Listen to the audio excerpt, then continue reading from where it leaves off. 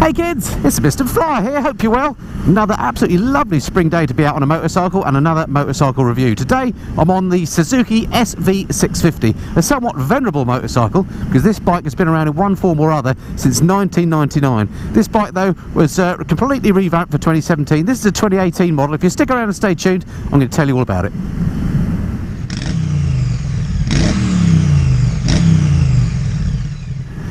So the Suzuki SV650 then, I think it's a really good looking motorcycle, and as I say, it's been around for a long time now, sort of 20 plus years, well 20 years, 1999 as I say, the first incarnation came around. Went through a few updates over the years, and then in around about, I don't know, 2014-ish, maybe a bit later, it turned into what became known as the Gladius, and that was really, well frankly, not, you know, had the looks that only a mother could love, and it was a bike that kind of lost popularity, but it got revamped in 2017 as I say, respawned as this, the 2018 model that I'm riding now. Actually this one's a brand new one that I just picked up today, and it's back to somewhat of its former glory. I would describe it as just a proper motorcycle. You know, it's got two wheels, tank, seat, and a proper normal headlight, and that's it. There's nothing complicated about it. It's good value for money, and it's I guess a bike that you could put into the category of basic motorcycle. It's got no fancy electronics. It is Euro 4 compliance. It's got ABS, which is something that I think is a great addition to any motorcycle. And it's just good, honest motorcycling. If you're in the market for a sort of your first big bike or a commuter, and you want a 650, then this is something well worth considering. The engine on the SV650 is pretty much the same as it was in that original bike back in 1999. It's had a few minor tweaks, but it's a parallel twin 650cc of course, and it makes just a glorious noise even with this Euro 4 exhaust bolted on.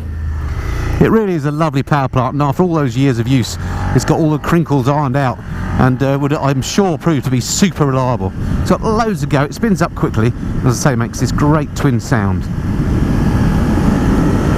The bike feels beautifully light, although I wouldn't necessarily call it agile. I don't know if it's because of the geometry, but you do have to sort of muscle it around these corners a bit, but it is really nice handling.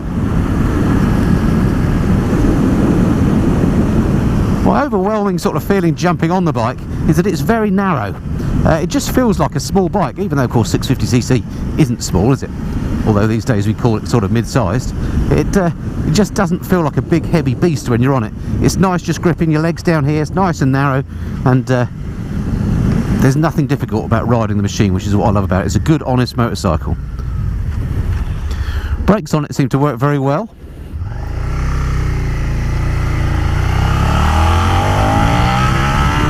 And there's no lack of go when you wind her up. From a practical point of view, the seating position is relatively sporty.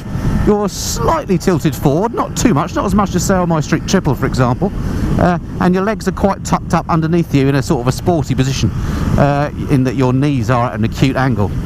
It's certainly not uncomfortable though, and the seat feels quite nice. You can move around on it. It's quite soft but not that padded, but certainly it's a nice place to be, and I would put this in, you know, the comfortable bike bracket. In terms of the handling, as I say, you wouldn't describe it, I don't think, as nimble. You have to sort of muscle it around the corners, but it isn't heavy feeling either, if that makes sense. The suspension on this is fairly basic. It's only adjustable at the rear for preload, so it comes kind of out of the box in a relatively soft setting. If you know, this is the hardest suspension you can get and this is the softest, then it's pretty much smack bang in the middle, I'd say. I think it handles really nicely. It's one of those bikes that fits in what I would call the Goldilocks zone of suspension. Just not too hard, not too soft.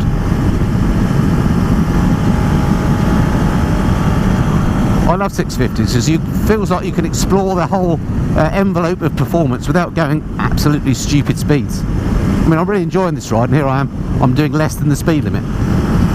It's a fab bike for chucking around the back lanes like this. Whilst on the practical aspects, these mirrors here, they work absolutely beautiful. One thing, they are shaped like mirrors used to be shaped, which I'm very pleased about. So they're quite big and you can see a lot behind you, which surely is what mirrors are all about.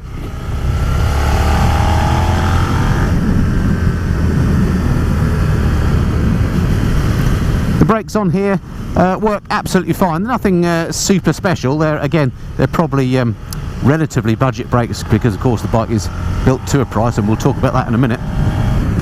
But they work absolutely fine. Let me just check the rear one. Yeah, even the rear actually works quite well. Clutch action is nice and light. It's got one of these slip assist clutches on the bike now, so that's nice and light, and the gearbox works really well indeed. It's I mean, this is a brand new bike, it's only done a couple of 100 miles, but so as you'd expect, it feels nice, but yeah, the gearbox just sticks into place. I've been riding this bike for a couple of hours today so far, and I've not had any false neutrals or any difficulty with the gearbox whatsoever.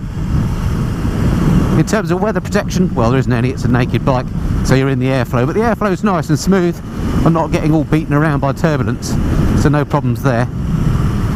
What a beautiful day to be out on a motorcycle again. So in a minute I'll find a suitable spot to do a walk around and just talk you through the spec of this bike and tell you about the price and so on. But I must just say thank you to Suzuki UK for lending me the bike, because I'm delighted to say that this is going to be my next long-term bike. So although this is my initial review, I'm going to be riding the pants off this for the next couple of weeks, and then I'll bring you a much more detailed, in-depth living with type review.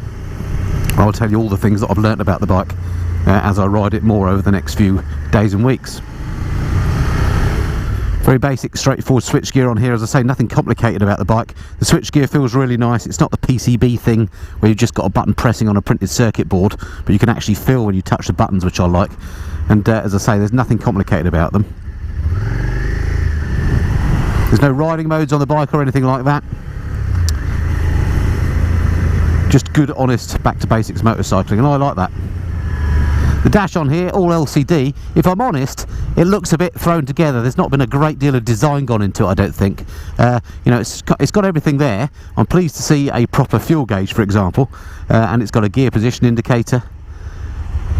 It's got a RPM gauge, if you like, on the top, which is a bar graph, which I don't really like that much. It just feels a little bit, wait for it, thank you, just feels a little bit busy to me.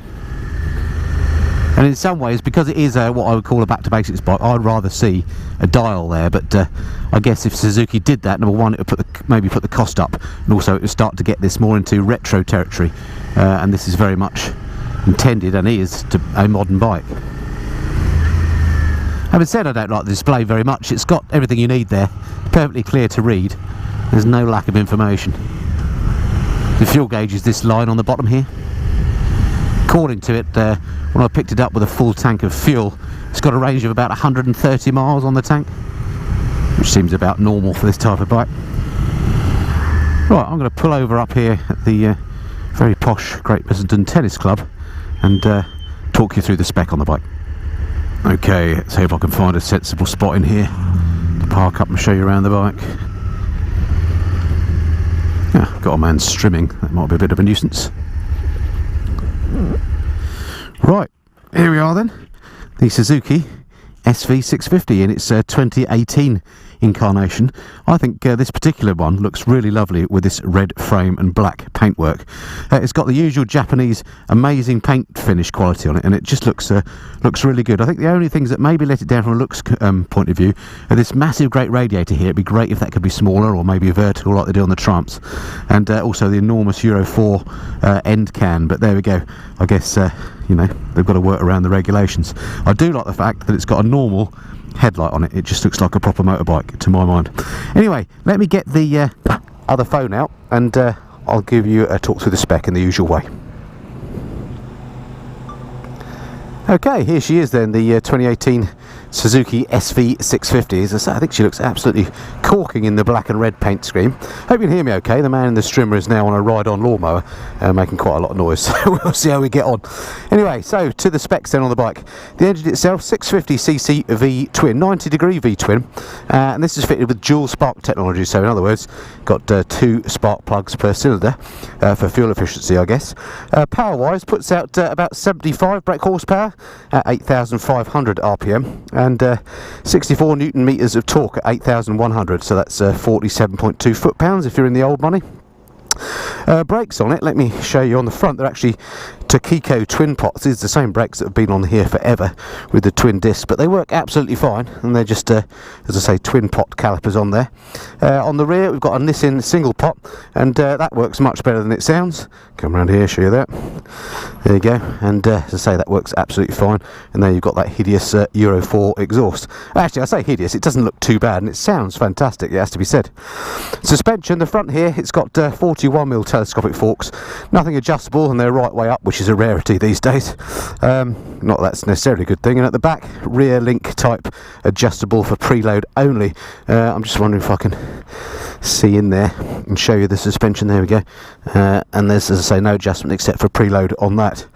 The seat height on here very low, 785mm. So, and the front of the seat is sculpted nice and thin, so I can get my feet down flat, no problems at all on this bike. It's a very docile bike. Nothing about this bike feels complicated, which is something I really like. Weight wise, 198 kilograms wet, so actually very light. And it certainly feels light when you're riding it.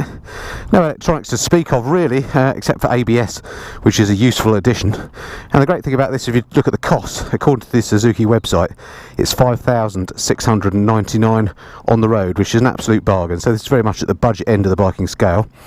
Other things it's got is Suzuki's low RPM assist, which is great if you're a new rider. It means that you're less likely to stall the bike. It just gives the engine a few revs when you're off the throttle, which is a great thing. It's also got the Suzuki Easy Start, so you just dab the starter and the bike fires up. You don't have to hang on to it until she starts, which is again a nice feature, which I think I saw on the V-Strom as well on other bikes. 2-year unlimited mileage guarantee. There's all sorts of colours available, and there's also accessory packs available as well, which have things like different seats, frame covers if you want them, whereas I'd leave it exposed. I think it looks great, and all sorts of stuff. There's also the calf racer version available, the SV650X, which is another 500 quid, and just makes it look a bit more like a retro calf racer, but I actually think this bike looks better. I guess in terms of competition, it's things like the MT-07 that it's up against, which is a much loved bike from pretty much everybody, so you know, that's stiff competition, so it'll be interesting to see how this fares over the next few years. Alright, that's probably all there is to say on it. What else to show you? Oh, I talked about that big headlight. I'm just so pleased to see a proper headlight on a bike, and I'm not too sure about the bikini fairing at the top. It would be nice if they were big chrome dials, but as I say, you might then be getting into retro territory again, whereas this very much is a modern bike. Alright, that's it for now. Let's jump back on and ride us some more. Sounds absolutely sweet, this twin.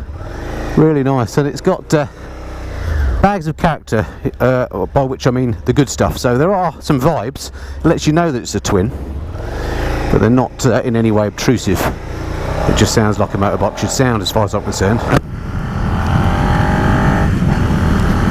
Oh no, it's just starting to rain. That's not quite right.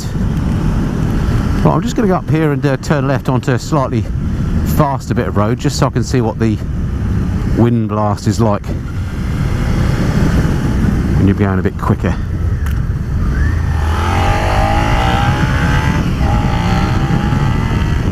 Power delivery on here is lovely and linear. It's completely predictable. There's no funny, you know, leaping off power bands that catches you out by surprise. So as you know, if it was your first big bike, this would be an amazing machine, I think, to learn your craft on. Right, so here we are on a 60-mile-an-hour road.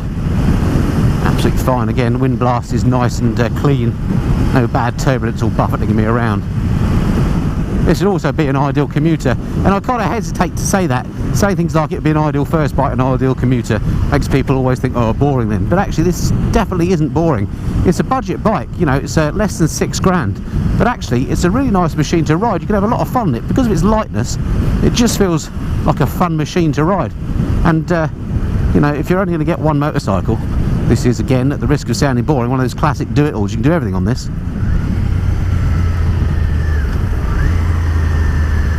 It's definitely not a one-trick pony.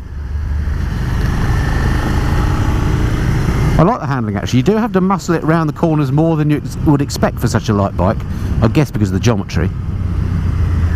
But I actually quite like that stable feeling in the turn. You know, especially if you can do things like longer journeys on it, or even a bit of touring, and it would be absolutely fine. Okay, so that's pretty much it for my first impressions review of the little Suzuki SV650. To sum up, as you've probably guessed, I really like the bike. Handles really nicely, I think it looks fantastic. It's an excellent price. There's nothing about it that I've found so far in just a couple of hours of riding that I really don't like. Everything on it works well as it should. The gear's nice and snickable, clutch is light, mirrors work well, seat is comfortable, goes well, there's no lack of power, and the engine sounds good, and it's got a lot of character. There's at the moment I'm struggling to see anything I don't like, other than maybe the dash is a bit cluttered, but a minor point. Good news is I've got this bike for the next couple of weeks at least, so I'm going to be riding it as much as I can, and then in due course I'll be doing a much longer in-depth review where I go through all the pros and cons that I've found out about the bike over that period of time, as well as giving you things like cost of ownership and showing you what it's like to ride at night on different types of road and so on. So if you're interested in this sort of bike, stick around and stay tuned for that. That'll be coming up soon. Okay, that's pretty much it for this time. I hope this first impressions review has been of some interest to you, and I look forward to speaking to you again soon. Until then, this has been the Mist and Fly. Cheerio.